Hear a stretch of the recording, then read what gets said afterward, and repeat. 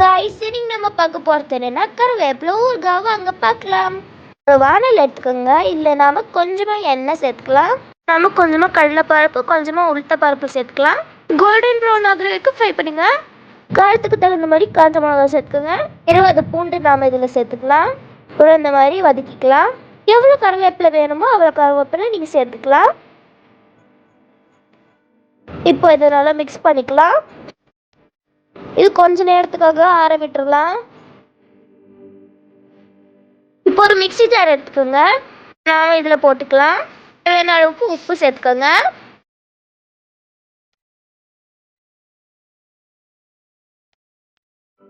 கொஞ்சமாக நம்ம புளி தண்ணியை சேர்த்துக்கலாம். அப்புறம் இதை அரைச்சிக்கலாம்.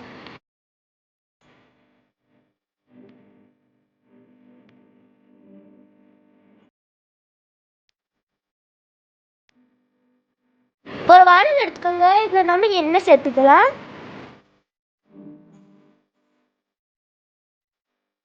இதில் நாம கொஞ்சமாக கடுகு சேர்த்துக்கலாம். கொஞ்சமாக ஜீரகம் சேர்த்துக்கலாம். கொஞ்சமாக நம்ம பெருங்காயம் சேர்த்துக்கலாம். அரைச்சி வச்ச பேஸ்ட்டை நம்ம இதில் சேர்த்துக்கலாம். இதை நல்லா மிக்ஸ் பண்ணிக்கலாம்.